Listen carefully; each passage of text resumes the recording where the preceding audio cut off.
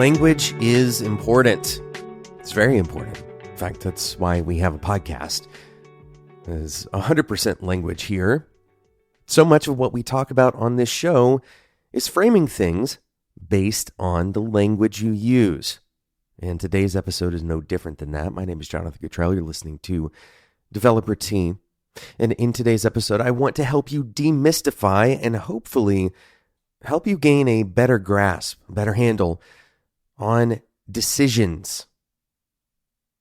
I want you to think about this word, decide. Try to assign some kind of feeling to this word.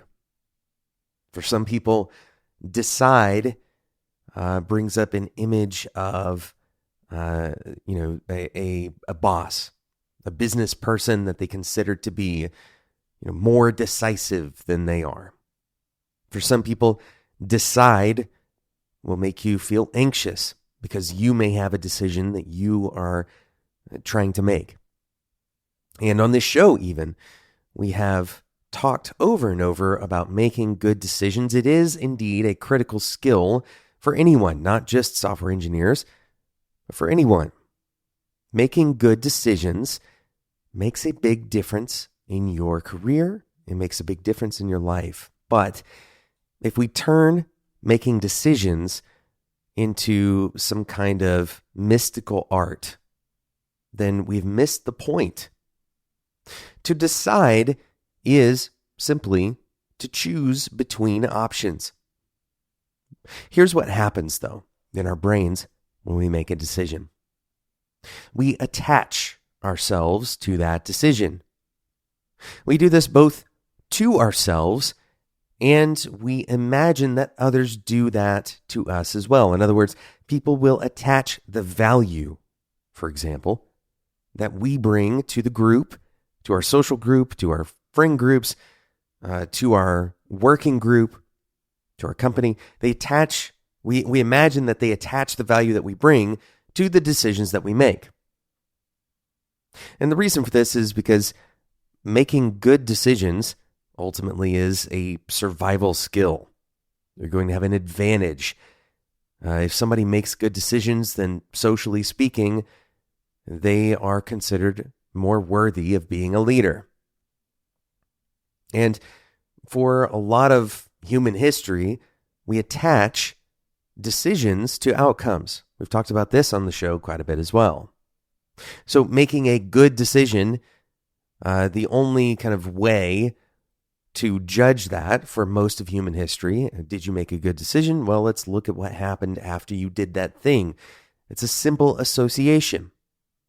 You do something and something occurs. We may, whether in error or not, tie those things together. But of course, this is only a correlation. Hopefully, if you're making good enough decisions, you have high positive correlation between good decisions and good outcomes. So this hasn't bitten you too badly. But it's very possible that you've had low correlation between especially a specific decision and a specific outcome. And you may have experienced some fallout from this. And so it's very easy, going back to this core concept that we should demystify decisions. It's very easy to attach our worth or our ego, to attach our sense of intelligence, sense of value to the decisions we make. When you make a choice, you're attaching your value to not only that choice, but also that outcome that occurs as a result of that. You think about this in how you think about your work. You think about how you imagine that the decisions that you've made are ultimately going to be the kind of touchstone milestones in your career. You're going to look back and think about those specific points along the path. And maybe you have one of those in front of you right now. But making good decisions is not about attaching the outcome to your identity, to your value, to your worth. Instead, making good decisions is about choosing an option amongst many options through a reasonable process. That's it. You're looking to reduce risk between your options. Okay, you can use information to do that.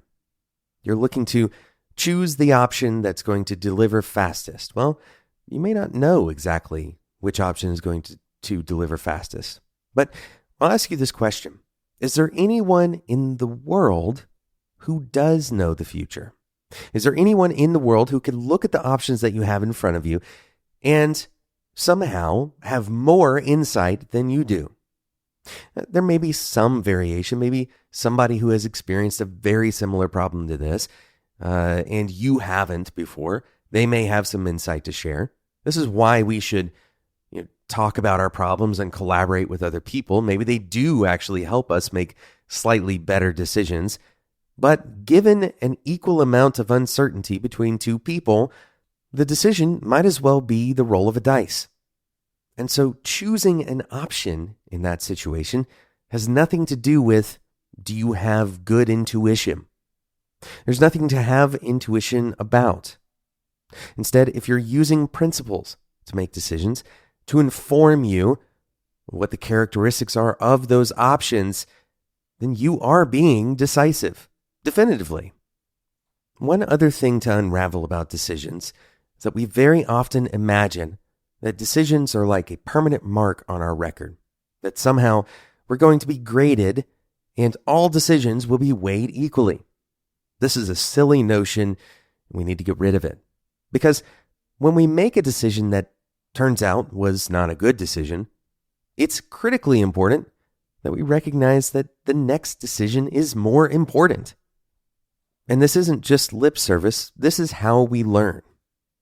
If you make a decision and the outcome isn't what you preferred, what do you do next? No one is counting the number of decisions people make in order to become successful. No one is counting the number of failures that people have before they have a massive success.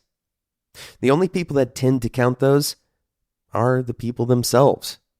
It's easy to be highly aware of the bad decision that you made yesterday, but it's also far too easy to allow that to inhibit you from making decisions today, whether that's because of confidence or because of focus. Deciding is simply picking an option.